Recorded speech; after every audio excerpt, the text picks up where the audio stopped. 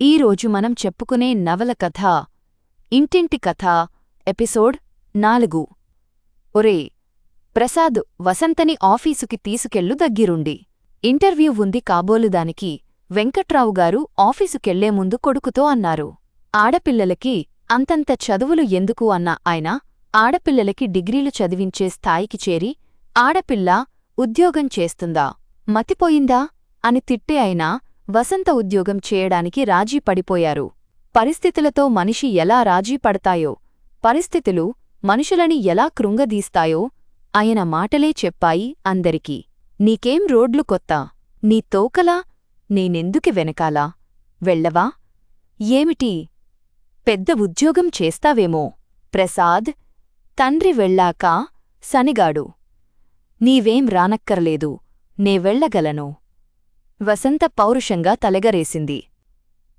అయ్యో, కొత్త ఆఫీసు, ఏదెక్కడో దానికెలా తెలుస్తుందిరా, వెళ్ళు దాంతో. అయినా ఇంట్లో చేసే పని ఏముంది, చటుక్కున ఆ మాట అనేశాక ఆవిడ నొచ్చుకుంది. అప్పటికే ప్రసాద్ మొహం మాడిపోయింది. తల్లివంక చురుగ్గా చూసి చెప్పులు వేసుకుని విసురుగా బయటకు వెళ్ళి నిలబడ్డాడు.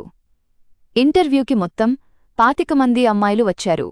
టైపు, షార్ట్ హ్యాండ్ పాసైన వాళ్లే అందరూ. అందరిలోకి కాస్త స్మార్టుగా ఉన్నవాళ్లు 3 వసంతకి పోటీగా నిలబడ్డారు. ఆ 3 వంకే చూస్తూ కూర్చుంది బెంగగా వసంత. ఇంటర్వ్యూ వచ్చేవరకు ఉన్న ఆత్మవిశ్వాసం కాస్త సడలిపోయింది. ఆమె మొహంలో దిగులు చూసి ఒకమ్మాయి చనువుగా నవ్వుతూ అంది, మీకిది మొదటి ఇంటర్వ్యూనా అంది. అవును, ఎందుకలా అడిగారు అంది వసంత కుతూహలంగా. ఇలాంటి ఇంటర్వ్యూలెన్నో చూశాను, ఇప్పుడు అలవాటైపోయింది నాకు. నేను మొదటిసారి మీలాగే బెంగపడ్డాను రాదేమోనని. మీ మొహం చూస్తుంటే తెలిసిపోయింది మొదటిసారని. డోంట్ వర్రీ, మీకీ ఉద్యోగం వస్తుందని నాకెందుకో అనిపిస్తుంది. మా అందరిలోకి మీరే స్మార్టుగా ఉన్నారు. ఆ అమ్మాయి మాటలకి వసంత మొహంలో మళ్లీ రంగు వచ్చింది. కళ్ళు సంతోషంగా నవ్వాయి. థాంక్స్. మీ నోటి చలవ వల్ల ఈ ఉద్యోగం వస్తే చాలా బాగుంటుంది. ఈ ఉద్యోగం మీకంత అవసరమా? వసంత కట్టుకున్న చీరవంక చూస్తూ అడిగిందా అమ్మాయి. అవసరం కాబట్టే వచ్చాను. ఒక్క చీర కొనుక్కుందామన్నా, ఒక సినిమాకి వెళ్లాలన్నా, 4 రూపాయల గాజులు కొనాలన్నా ప్రతిదానికి అమ్మని నాన్నని వేధించి 10 సార్లు అడిగిన లేదనిపించుకుంటున్నాను.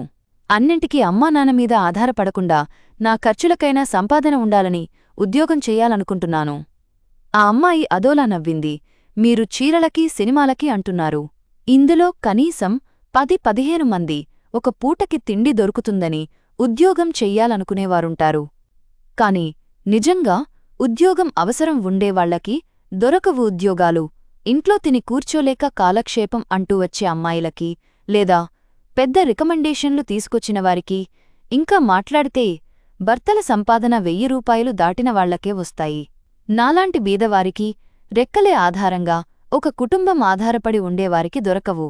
ఉద్యోగాలిచ్చేటప్పుడు టిప్ టాప్గా, స్మార్ట్గా, ముస్తబైన వాళ్లనే కోరుకుంటారు. ఆమాత్రం ఆడంబరంగా తయారవగలిగిన వాళ్లకి ఈ ఉద్యోగం ఎందుకన్నది ఎవరూ ఆలోచించరు. విరక్తిగా చూస్తూ అంది. వసంత గతుక్కుమంది. నిజమే, చుట్టూ ఉన్న 25 మంది అమ్మాయిలలో 300 మంది నీరసంగా, ఈసురో మంటూ ఇంటర్వ్యూకి వచ్చినా అది సామాన్యమైన చవక వాయిల్ చీరలతో వారి స్థితిగతులు మొహమ్మీదే తెలిసేటట్టున్నారు. వారి కళ్లలో ప్రతిఫలించే నిరాశా నిస్పృహలు చూస్తుంటే ఈ ఉద్యోగం రాదని ముందే తెలిసినట్టున్నారు. వారు నిల్చున్న తీరులో వారు మోస్తున్న బతుకుభారం స్పష్టంగా కనిపిస్తుంది. ఆ అమ్మాయిలతో పోల్చుకుంటే నిజంగా తను వారికంటే ఎంతో మెరుగు అనిపించింది. ఆ క్షణంలో వసంతకి 2 పూటలా తిండికి, బట్టకి లోటులేని తనే ఉద్యోగం కోసం ఇంత ఆరాటపడుతుంటే, పాపం వారిమీద ఆధారపడిన కుటుంబాలున్నా వాళ్లకెలా ఉంటుందో ఆ క్షణం. తను ఏదో కొత్తగా కళ్ళిప్పి చుట్టూ ప్రపంచాన్ని కొత్తగా చూస్తున్నట్లనిపించింది వసంతకి. తనతో మాట్లాడిన అమ్మాయి చాలా బీదగా, దైన్యంగా కనిపిస్తుంది. నల్లగా, పొట్టిగా, పీలగా, తెల్లటి నేత చీరలో వచ్చిన ఆమెకి 25 ఉంటాయి. గిడసబారిన వంకాయిలా ఎదుగుబొదుగు లేకుండా ఉండిపోయినట్టుగా ఉంది. పాపం ఆ అమ్మాయి ఇంటి పరిస్థితులేమిటో అంత విరక్తిగా మాట్లాడిందంటే జీవితంలో అప్పుడే విసిగి వేసారిందనమాట.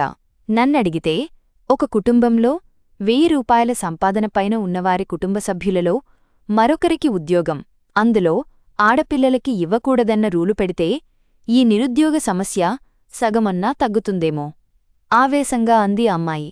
అది న్యాయం కాదు.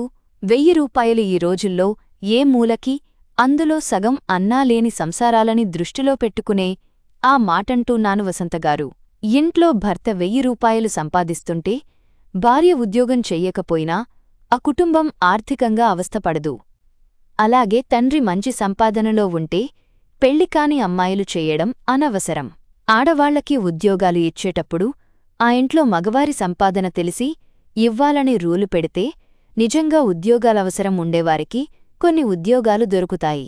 ఏ కాలేజీలో చూడండి, ఏ పెద్ద పెద్ద ఆఫీసుల్లో చూడండి, పనిచేసే ఆడవాళ్లలో సగం మంది భర్తలు, తండ్రులు పెద్ద హోదాల్లో ఉండేవారే. మాలాంటి అనామకులకి నిజంగా ఉద్యోగం లేకపోతే దినం వెళ్లని వాళ్లని పట్టించుకునేవారెవరు?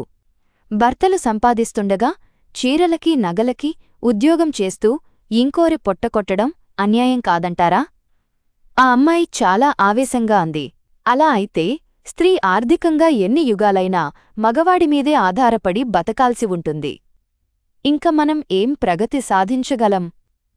విదేశాలలో స్త్రీ, పురుషులు ఇద్దరూ అర్ధెమగా ఒకరిమీద ఒకరు ఆధారపడరు గనకే అక్కడ పురోభివృద్ధి కనిపిస్తుంది.